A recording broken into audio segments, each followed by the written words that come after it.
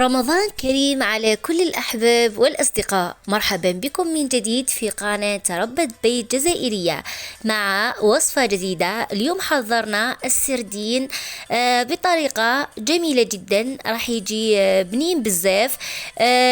طريقة راح يكون فيها مكون راح يضيف عليها بنة ونكهة رائعة. إن شاء الله تجربوا الوصفة وتعجبكم يا رب.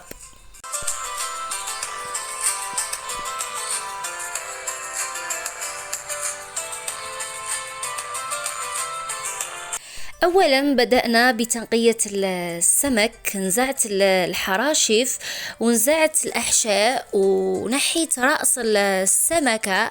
اللي تحب تخليه، انا ما نحبش نخليه على جال الاطفال باه ياكلوه. بزاف من النساء اللي يفرطوا في السمك على جال الريحة اللي تبقى في اليدين.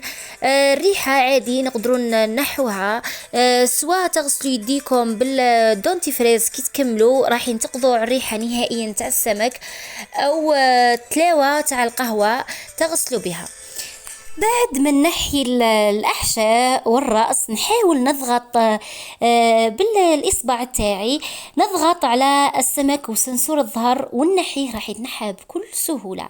من بعد راح نحي المنطقة السوداء هذيك اللي فيها الأشواك، ونحاول ننزع الأشواك الكبيرة باه الأولاد يأكلوه بكل أريحية وما يقلقكمش كي يطيب في الماكلة. لتحضير الصلصة حضرت طماطم وثوم، التوابل كمون، كركم، فلفل حار أحمر، حلو وحار، وزنجبيل. نطحن المكونات ثم نضيف ملعقة صغيرة أو نصف ملعقة هريسة حارة. تحبوا تضيفوا طماطم المصبرة. هاي الصلصة تاعنا وجدت وحضرنا الفريك هذاك اللي نغربلوه. شتو كي تشرو الفريك غربلوه، طيح لكم هذه البودرة تستخدموها، يعني هايلة في المعقودة ولا في الحوت، والله غرجي هايلة.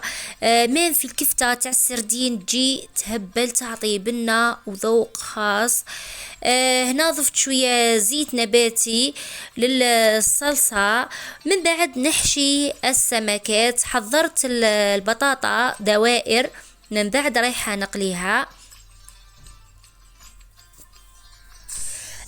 نحكموا السمكات توعنا، نحشوهم بالصلصات الطماطم اللي حضرناها، ونضغطوا مليح باسكو نحينا السنسور، نحاولوا اننا نضغطوا باه ما تتحلش مين في القليان، نضغطوا عليها بالمغرفة.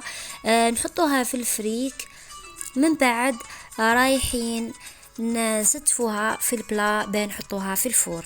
بعد ما عمرنا السمكات توعنا بالصلصة الطماطم وحطيناهم في الفريك المنقود، نروحوا نقلوهم، نقولهم النار قيس ما يتحمروا برك، ما يهمناش انهم يطيبوا من داخل، على قد ما يهمنا انهم يتحمروا، باسكو راني رايحه نكمل لهم طيابهم في الفور. قليت البطاطا ثاني ستفتها. الناس اللي ما تحبش البطاطا المقليه تقدروا تفوروها نص طياب وتخلوها تكمل طيابها في الفور. كاينين اللي يحبوا يستبدلوا الروز، يعني عندكم حريه الاختيار بالروز ثاني يجي بلاعي الكيف.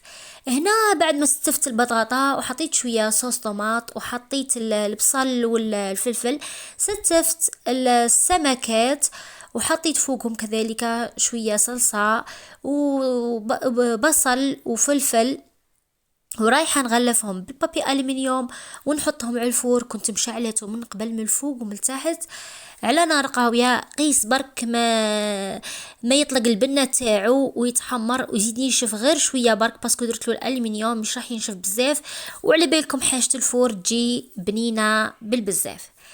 هنايا بعد ما يطيب البلات تاعنا رايحين نحطوه في صحن التقديم. حطيت رفقته بشويه سلطه، ستفت البصل والبطاطا اللي كانوا في الاسفل، ستفتهم وحطيت فوقهم الحوت. طريقة التقديم تختلف من مرأة إلى مرأة، لك حرية الاختيار كيفاه تقدميه. تحبي تحطي السمك على جيه وتحطي قدامهم الشكشوكة ولا البطاطا والبصلة اللي درتيهم، وانتي حرة كيفاه رايحة تقدمي الأطباق لعائلتك. صدقوني جاء بنين بنين بنين يهبل. قد ما نقولكم بنين مانيش راح نوصل لكم البنة تاعو، لازم تجربوه وتعطوني رأيكم في التعليقات. كانت معكم ربة بي جزائرية. إذا أعجبكم فيديو لا تنسوا الاشتراك والضغط على زر الجرس ليصلكم كل جديد. مع السلامة.